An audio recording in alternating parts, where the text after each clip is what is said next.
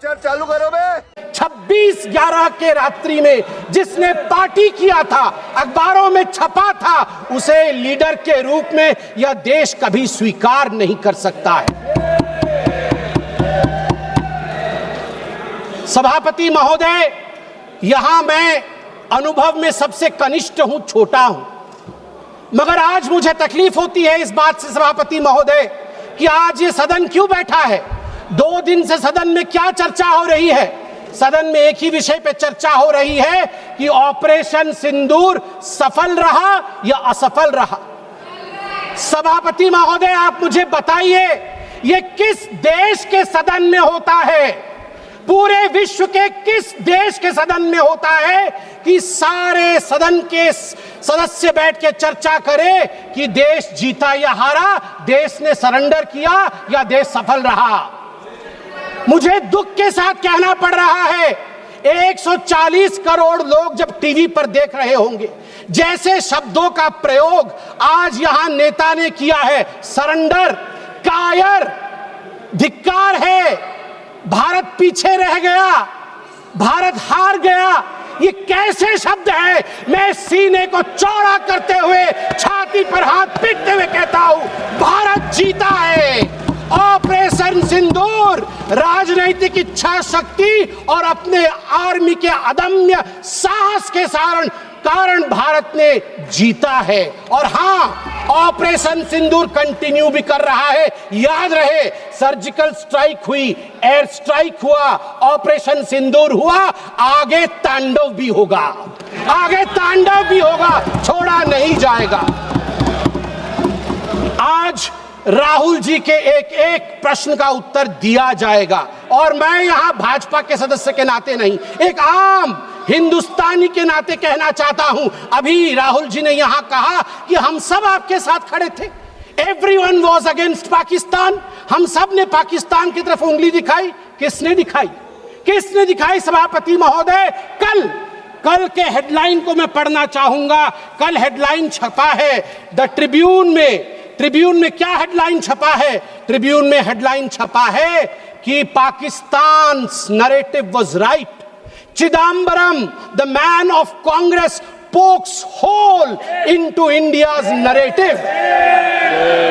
जो पाकिस्तान का मुख्य अखबार है, उसका हेडलाइन है कि कांग्रेस पार्टी सही कह रही है, पाकिस्तान का कोई हाथ नहीं है आतंकवादी हमले में, ये भारत की सरकार झूठ बोल रही है।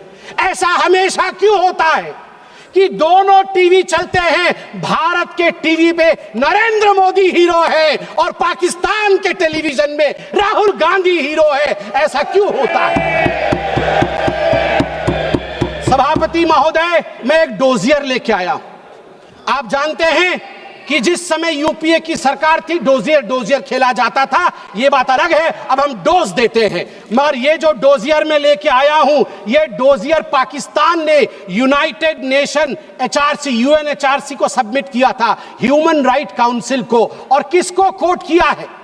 डोजियर में बतौर एविडेंस, विटनेस कोट किया गया है, किसी पाकिस्तानी को नहीं, कोट किया गया है हमारे एलओपी राहुल गांधी को। मैं उस कोट को पढ़ रहा हूं और वो कोट है, I quote, It has been 20 days since the people of Jammu and Kashmir had their freedom and civil liberties curtailed. Leader of opposition and press got a taste of draconian administration and brute force unleashed on the people of Jammu and Kashmir when we tried to visit Srinagar. Rahul Gandhi. और आगे पाकिस्तान लिखता है कि United nation देखे, ये हम नहीं कह रहे हैं, ये एलओपी उस समय के लीडर और अभी के एलओपी राहुल गांधी कह रहे हैं कि इंडिया में इस प्रकार की परिस्थिति हो गई है। आप बताइए, ये लोग हमें बताएंगे कि ये पाकिस्तान के खिलाफ है? कब सबूत नहीं मांगा? जब सर्जिकल स्ट्राइक हुआ, यही वो राहुल गांधी है। मैं दुख के साथ कहता हूं, जिन शब्दों का प्रयोग किया गया वो था खून की दलाली।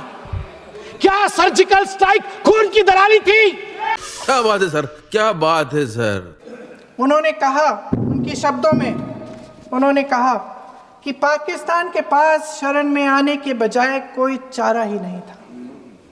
आपने शरण दिया क्यों? वो आते हैं आपके देश के अंदर, लोगों को मार डालते हैं और आप उनको शरण दे रहे हैं। क्यों दिया शरण? इसका जवाब क्यों नहीं दिया है एक भी भाषण में? जैसे ये बात उठी, शरण की बात की, हमारे गृह मंत्री जी ने इतिहास में चले गए। नेहरू ने क्या किया, इंदिरा गांधी ने क्या किया, यहां तक कि मेरी मां के आंसुओं तक चले गए। लेकिन इस सवाल का जवाब नहीं दिया कि ये सीज फायर हुआ क्यों, ये जंग रुका क्यों, और तब क्यों रुका जब दुश्मन के पास कोई चारा नहीं था हमारी श्रेय में आने के बजाय। क्यों रुका ये जंग, इसका जवाब नहीं दिया। धन्यवाद। आप देंगे?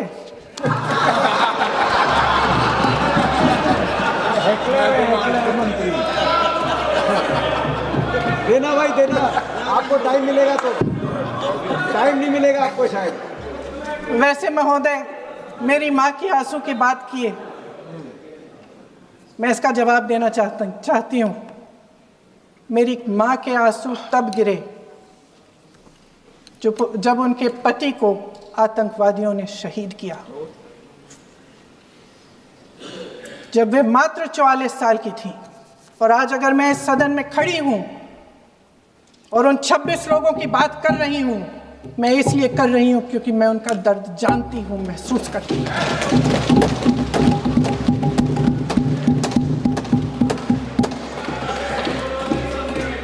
अध्यक्ष महोदय, मैंने कहा कि देश का नेतृत्व सिर्फ उपलब्धियों का श्रेय लेने से मजबूत नहीं होता। सफलता और विफलता दोनों की जिम्मेदारी लेने से बुलंद होता है। ये सोने का ताज नहीं है, कांटों का ताज है। अध्यक्ष महोदय, जब सरकार झूठी और कायर हो तो वे बहादुर से बहादुर सेना के साहस और पराक्रम को भी कमजोर कर देती है। देश को प्रतिशोध के साथ साथ सबके प्राणों की रक्षा का प्रण चाहिए। सेना की शक्ति के साथ सरकार की सच्चाई भी चाहिए। महान देशभक्त शहीद इंदिरा गांधी जी, जिन्होंने सफल कूटनीति के बल पर अमेरिका के राष्ट्रपति निक्सन का मुकाबला करके पाकिस्तान का विभाजन करवाया, बांग्लादेश बनाया, 1 लाख पाकिस्तानी सैनिकों को आत्मसमर्पण करने पर मजबूर किया, उन्होंने कभी इसका श्रेय लेने की कोशिश नहीं की।